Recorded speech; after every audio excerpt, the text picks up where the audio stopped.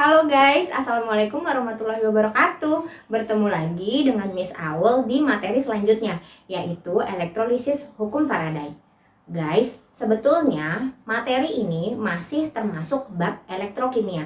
Kalau kemarin kita membahas tentang sel volta atau perubahan energi kimia menjadi energi listrik, sekarang kita membahas tentang elektrolisis atau perubahan energi listrik menjadi energi kimia. Untuk lebih jelasnya, kita bahas sama-sama ya. Kita baca dulu pengertiannya. Elektrolisis merupakan perubahan energi listrik menjadi energi kimia. Perubahan energi listrik menjadi energi kimia. Contohnya seperti apa sih Miss Aul? Nah, maksudnya itu seperti ini. Suatu zat yang sudah memiliki nilai arus listrik itu, ya kan, ternyata bisa kita peroleh kembali kemurnian unsur kimianya, seperti itu. Jadi suatu zat yang sudah memiliki nilai arus listrik, ya kan, kira-kira 2 volt atau 1,5 volt, ya kan, ternyata itu bisa kita peroleh kembali kemurnian unsur kimianya, gitu. Bagaimana caranya atau supaya lebih jelasnya, contohnya dalam kehidupan sehari-hari itu apa Miss Aul? Kira-kira seperti ini. Misal terdapat larutan tembaga sulfat CuSO4. Nah, ternyata Miss Aul diminta oleh dosen Miss Aul untuk mengambil atau memanfaatkan si tembaga ini gitu. Tapi kita manfaatkan dari larutan itu tadi gitu. Bagaimana caranya? Ya itu dia, dengan cara elektrolisis. Bisa dengan elektroplating atau penyepuhan atau dengan cara pengendapan gitu. Jadi dengan cara elektroplating atau dengan cara pengendapan ternyata bisa kita peroleh salah satu unsur dari larutan tadi yang bisa menghasilkan listrik begitu. Jadi bisa kita peroleh larutan atau zat yang kita inginkan. Misalnya si tembaga itu tadi gitu. Dan di akhir kita bisa menghitung atau menentukan nilai masanya begitu. Nah, dalam pengaplikasiannya kita bisa menggunakan rumus hukum Faraday. Nah, ini dia rumusnya. Ada rumus hukum Faraday 1 dan ada rumus hukum Faraday 2. Kita baca dulu yang pertama.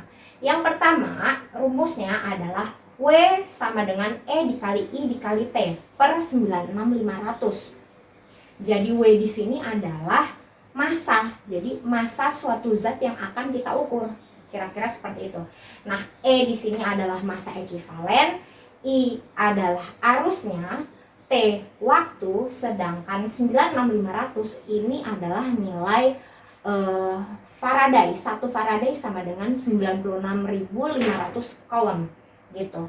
Nah, atau bisa dengan cara yang kedua, W sama dengan E dikali F. Kalau misalnya kalian tanya, kenapa rumus ini berbeda, Miss? Sebetulnya sama aja. Rumus yang kedua ini adalah penyederhanaan ya dari IT per 96500. Jadi, IT per 96500 itu sudah dituangkan dalam nilai F atau Faraday. Nah, tersisa E adalah massa ekivalen ya. Massa ekivalen itu adalah massa murni atau perbandingan dari nilai massa atom relatif dengan muatan unsur itu. E sama dengan AR per Z. Kira-kira seperti itu. Kita lanjut ke hukum Faraday yang kedua. Rumusnya adalah W1 per E1 sama dengan W2 per E2. Kapan rumus ini digunakan? Rumus ini digunakan apabila terdapat dua zat yang akan kita hitung kemurniannya atau dua zat yang akan kita hitung masanya. Jadi menggunakan rumus ini, W1 sama dengan W2. Supaya kalian lebih mudah memahami, kita coba contoh soalnya ya. Sekarang kita baca soalnya sama-sama. Nomor 1. Berapa massa logam perak yang dapat diendapkan jika ke dalam larutan AgNO3 dialirkan arus listrik sebesar 5 ampere selama 10 menit. Nah, kalau soalnya seperti ini, Berarti kita harus menguraikan dulu senyawanya. Kita harus menguraikan dulu larutannya. Kita kerjain di sini ya. AgNO3. Kita uraikan. AgNO3 kalau terurai maka menjadi Ag plus dan NO3-. Kalau misalnya kalian tanya, kenapa Miss bentuk penguraiannya seperti ini? Ayo, kalian harus pelajari lagi bagaimana cara membuat penguraian. Dan kalian juga jangan lupa bagaimana senyawa kompleks. Ada apa aja? Ada NO3-, ada SO42-, ada PO43-, dan seterusnya. Nah, karena NO3-, maka Ag muatannya menjadi plus. Begitu ya. Nah, karena yang ditanya itu adalah senyawa Ag, maka kita hanya fokus ke Ag saja. Sekarang kita hitung berapakah nilai massa ekivalennya. E sama dengan AR per Z. Ya, jadi kita hanya fokus di sini nih guys. AR-nya, AR siapa? Kita masukkan nilai AR Ag karena Ag yang ditanya. AR Ag sudah diketahui pada soal, nilainya 108. Kita masukkan 108. Sedangkan Z adalah muatan dari unsur itu. Nah, kita lihat Ag muatannya apa? Plus 1.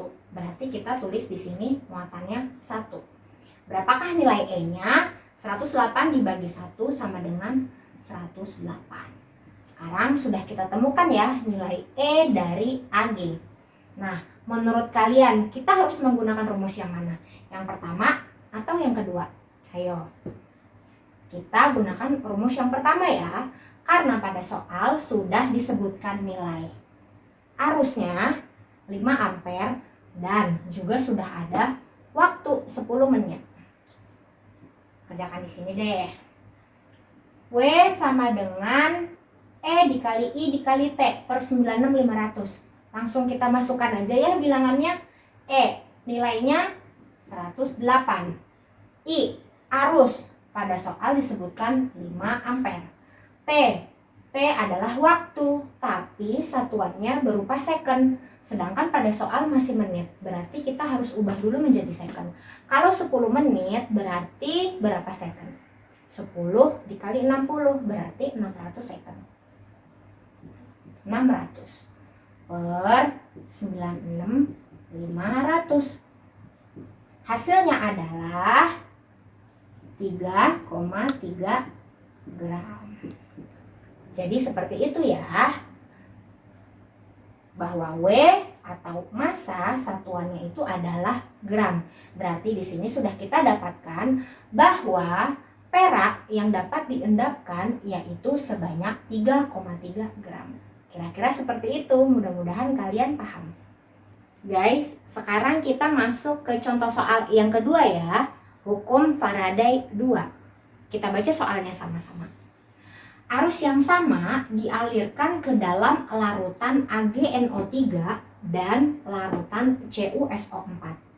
Apabila massa Ag yang diendapkan adalah 1,8 gram, maka massa Cu yang mengendap sebanyak. Nah guys, coba kalian perhatiin soalnya. Ternyata di sini sudah disebutkan 2 larutan. Dalam soal ini disebutkan 2 larutan, ya kan? Sudah diketahui massa zat 1 dan yang ditanya itu adalah massa zat lainnya. Berarti sudah ketebak ya, kita harus menggunakan rumus hukum Faraday 2. Kita kerjakan sama-sama. Gini. AgNO3 itu kan berarti larutan 1. Larutan satunya adalah AgNO3. Oke. Kita tulis deh. W1 sebanyak 1,08 gram. Sekarang berarti yang kita deteksi adalah nilai E1-nya. Berapakah nilai E-nya, ya kan? Kita uraikan dulu. AgNO3 itu kan berarti dari Ag plus dan NO3-, ya kan? Nilai E berarti AR per Z. 108 dibagi muatannya plus 1. 1. Hasilnya berarti 108. Ini bisa kita tulis sebagai E1 ya. Selanjutnya, larutan 2. Larutan kedua di sini CuSO4. Oke, yang ditanya itu adalah massa si Cu-nya. Kita buat tanda tanya deh.